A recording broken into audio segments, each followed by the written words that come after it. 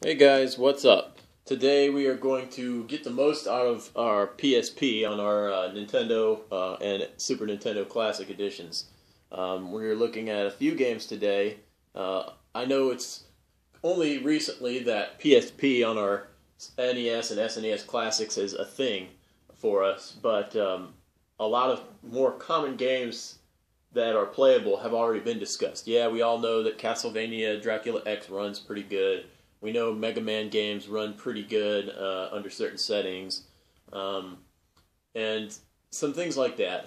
But I'm going to look a little deeper, and I've finagled some options and some settings that I'm going to share with you today to show you how to get a little bit deeper into the PSP library and play some more obscure games. We're going to look at a few RPGs, a few hack and slash type games, and we're going to start off with the great Dynasty Warriors Strike Force. Dynasty Warriors is a fantastic series. One of my favorite video game developers, Koei, makes this game. Of course, Dynasty Warriors 9 just came out for PSP and Xbox One. But it's just cool to be able to have a Dynasty Warriors game on our Mini. So let's figure out how to get this one running. I'll show you my initial options. A lot of people don't realize that Koei made a lot of 16-bit strategy games back in the day. Stuff that a lot of people know about, like Romance of the Three Kingdoms, but also some more obscure titles like Liberty or Death, and some of them haven't held up as well. Nobunaga's Ambition is another one, but some of them hold up better than others. But of course, Dynasty Warriors is a classic. Alright, so we are loaded into the game. We're going to go into RetroArch first, and I'm going to show you some basics here that will need to be in play before you can really enjoy this game to the fullest. In the bottom left corner there, you can see the version I'm running, the core version of PPSSPP. We're going to go into options, and this is just my preferences up top. The locked CPU speed, I prefer to play it on 333 megahertz. I prefer, well, auto frame skip, you're going to definitely want that off. Frame skip, we're going to start on frame skip of 1, and we're going to play the game for the majority of this gameplay experience is going to be on frame skip 1, which is going to make for a smoother experience for you. But there is a very specific few points in this game where you're going to need to turn frame skip up. And I'm going to show you exactly where those points are. And don't get discouraged because, like I said, you're going to spend the majority of the game playing on frame skip 1, which makes for a smoother experience. Here's the absolute key. Block transfer GPU. By default, it will probably be turned on. So you're going to have to turn that off or you won't get very far. You'll get crashes. This game is pretty graphic intensive, pretty CPU intensive. And you will get crashes if you don't turn off block transfer GPU. So we're going to start with this, but there is a few other tips and tricks I'm going to have to show you before you'll be able to get the most out of this game. So,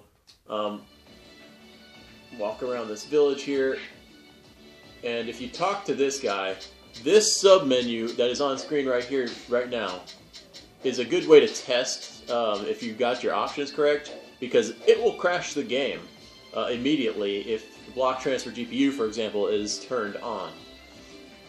Alright, so we're going to go ahead and jump into a combat here and talk to this guy at the gate. So, extremely important part right here. This is extremely important. Before you enter a request, and you start with, this is how you start battles in this game. Before you do it, turn frame skip up to 3. If you don't do this, it will crash the game more often than not. Almost all the time it's going to crash the game. So for just right now, we're turning frame skip up. I'm taking this quest, Lost Belongings. It will not get as far as this menu if frame skip is on 1. So the objective here is to reach the destination. You have 30 minutes. You get defeated if you die 3 times, and if you defeat 50 enemies, it's a bonus. You get to see a little map there. It's a really good game. I don't really need to look at my equipment or items. We're just going to go ahead and begin. And as soon as we're on the battlefield, it tells you find all 5 chests with the missing objects. As soon as we're on the battlefield, go ahead back into your options. and you may set the frame skip back to 1, and you're going to see this is really fluid. Now there's one other thing I really need to show you here. I'm going to just pretend like I'm not going ahead and editing this. By default, this is what it's going to be by default. Left analog was the default on here. And I'm going to show you how unplayable this game is with the default settings. This is how you move around. Look, I mean, here, I'm going to get to the next screen. I'm going to show you how you move around by default in this game. Do you see that this is me just pressing on the analog in different directions, and the camera goes absolutely nuts. There's no way to level the camera or control it. Only by stopping and moving the D-pad do you get this camera view. And if you just run at enemies, I mean, this is totally unplayable right here. There is a little thing that I discovered before I found the secret. If you hold the left bumper, L1, you will automatically target an enemy with that colored sphere there, the yellow sphere in this case, the blue sphere right there. You'll automatically target and it'll somewhat level the camera, but this is how you run by default. So I'm going to show you how this gets fixed. You simply go into your input. You go down to user 1, input user 1 binds, and you take input or user 1 analog to digital type. It's by default going to be on left analog, which for most games you're going to want it on left analog. For this game, turn it to none. Turn it to none, and you can always go to quick menu and save game overrides if you, well, once you realize how good this fix increases and how much better it makes the gameplay experience, you're going to want to go ahead and save game override. I already have it saved, so I'm not going to do that. Now let me show you how, well, of course, you run in a very normal pattern now. Okay, now the camera has automatically been reset. I can reset the camera like that. But now you can see that I can clearly run in any direction with a fixed camera view instead of a camera view that's just spinning wildly all over the place. Now we can kind of pay attention. I'm going to turn up the volume so you can kind of hear that too, and how good the game sounds and how good it looks. Just pay attention. I'm going to play for a couple minutes here. You can see how good this game looks, and my volume's up. If you've played Warriors Orochi Ultimate 3, you'll be very familiar with this kind of gaming experience. You can switch weapons. You have a sub-weapon, so I've got a sword and I've also got a spear.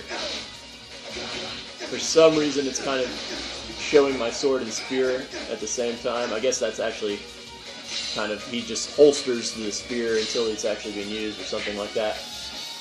So I've got this map. Rather than me trying to talk over the game, I'll just play it for a couple minutes.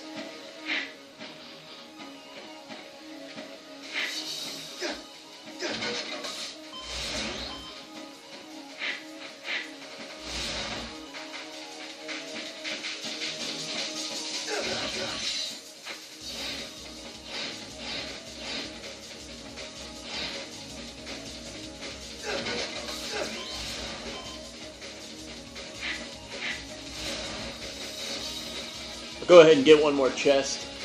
A lot of stuff you can do in this game. You can rush, jump, you can double jump, you can purchase abilities that increase your combat ability.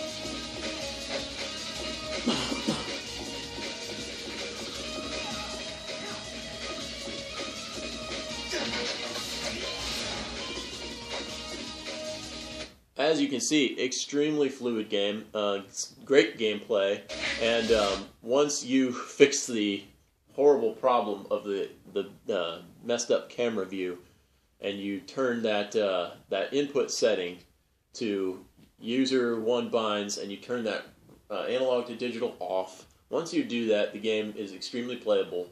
You just have to make sure that you adjust frame skip whenever you go into a battlefield situation. Otherwise, the game, I mean, you will come across crashes in the course of me playtesting this game. I can't tell you how many times it crashed before I kind of hit the sweet spot and figured it out. So I'm going to use the load core 2048 start core method to return to the main GUI. Next game we are going to look at here, let's look at Dungeon Siege Throne of Agony. This game was a pain to get working, but to your benefit, I have got it to a point where it will run very good. I was interested in Dungeon Siege because I remember playing the PC game, Dungeon Siege 2, years ago. A fantastic game for PC. Kind of like a Diablo Light or a Diablo clone style game. We've all seen those top-down games that resemble Diablo in one way or another, like Van Helsing, Path of Exile, Dungeon Siege, but some are better than others. Dungeon Siege is a really good one. You can play this game on Frameskip 1, but there is a couple issues that I need to point out to you. First thing I'm going to do, I'm going to show you what I tried to do the first time I played this game.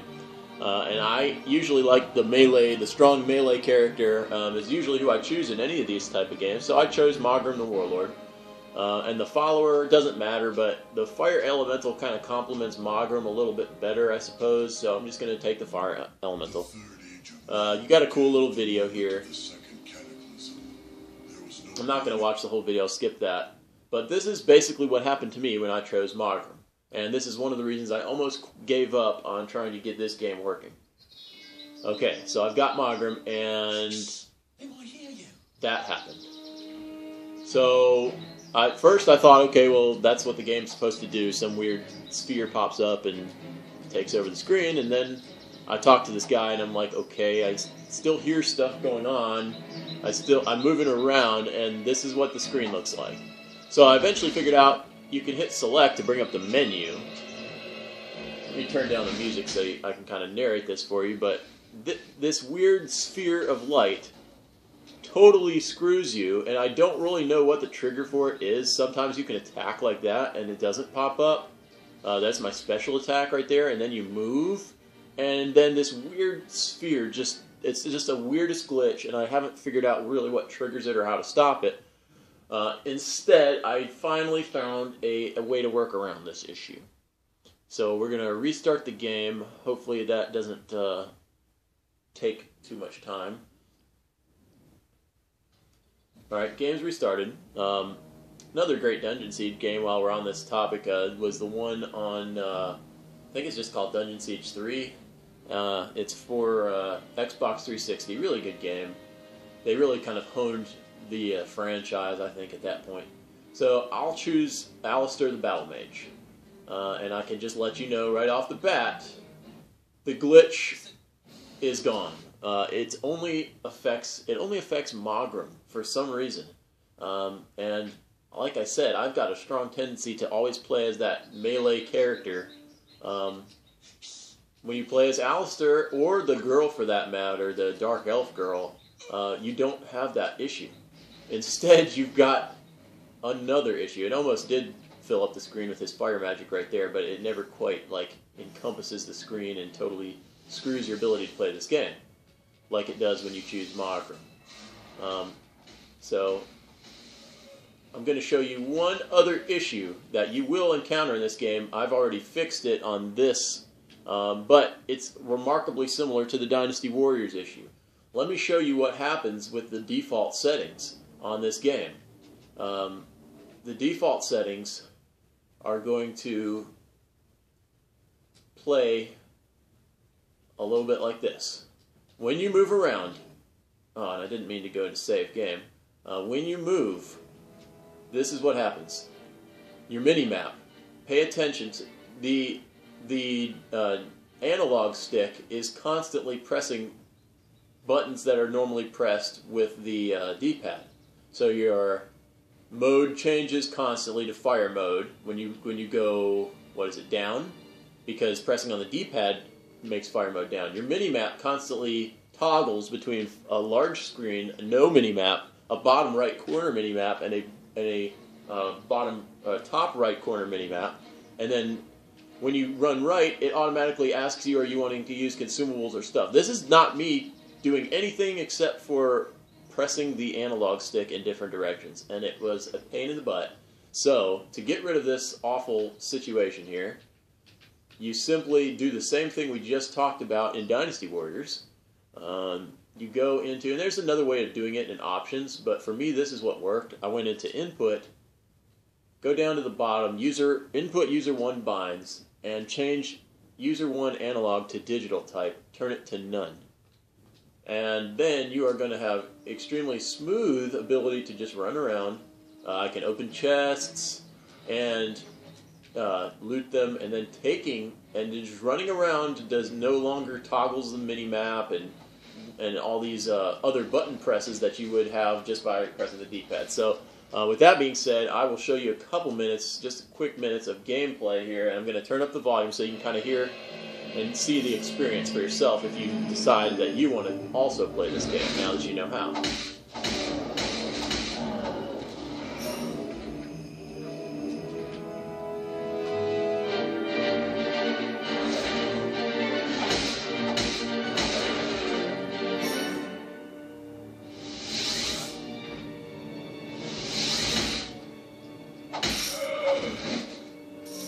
Awesome. So, also need to mention block transfer GPU again. If it's turned on, you won't even have the HP, MP, Fury bars that you can see. The on-screen graphics will be all messed up. You may not even be able to get this far without block transfer GPU turned off.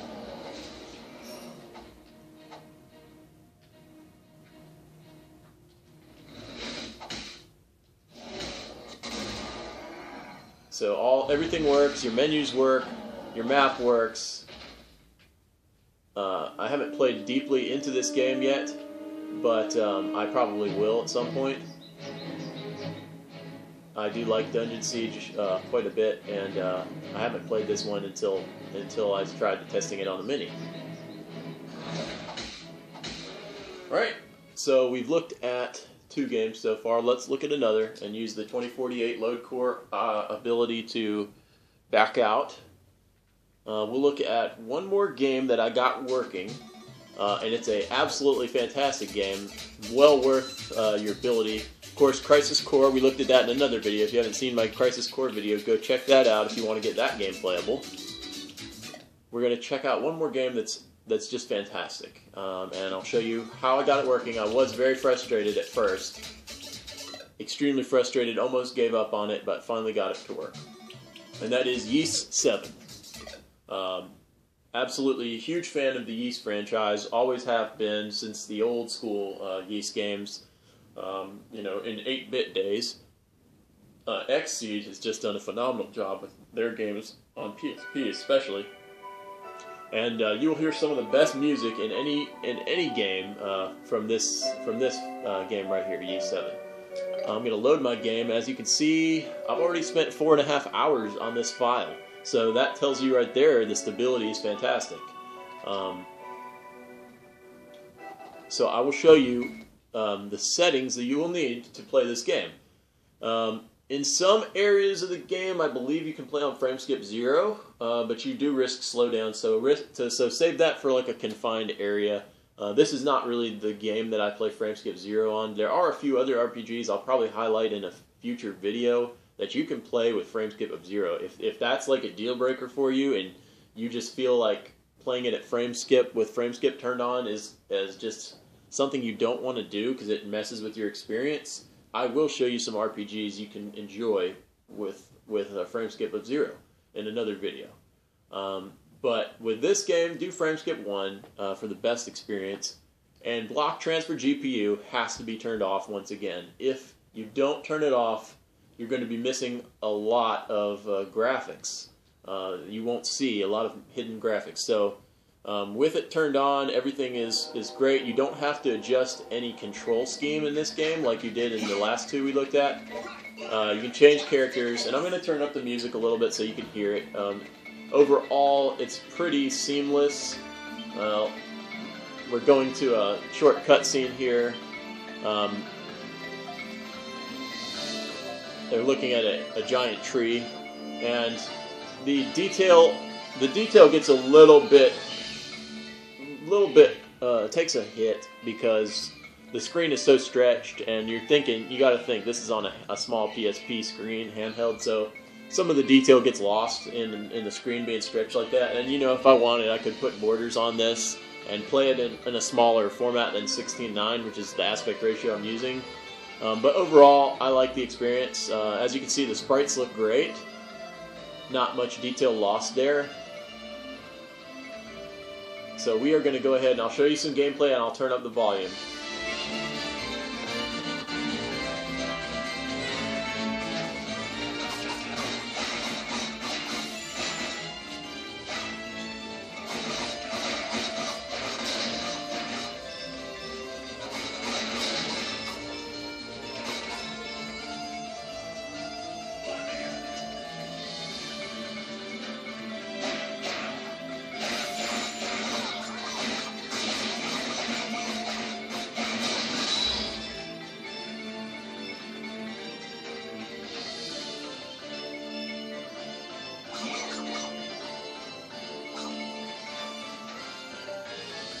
All my menus are working good.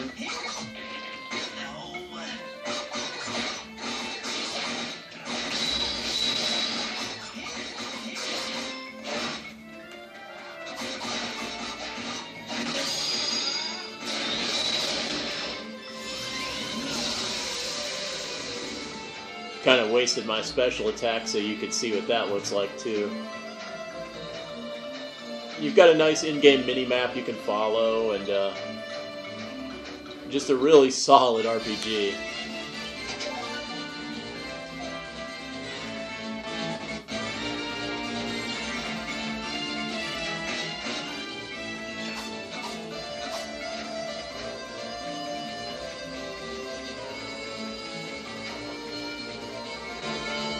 Alright guys, that is kind of 3 games that we wanted to look at today. 3 PSP games that you can get running on your system. We had the hack and slash the hack and slash Dynasty Warrior Strike Force, the Diablo style Dungeon Siege Throne of Agony, and finally we got Yeast 7 running. I've tested the games to a point where I'm confident in saying that they can play. They're not only are they playable, they're enjoyable. I know a lot of people make that distinction. They are playable and enjoyable. So I hope that you will learn a little bit from that those tips, and I hope you'll check out some of those games, and leave me a comment or a subscription if you enjoyed the video. Appreciate it, and I will be back with more in the future. Peace.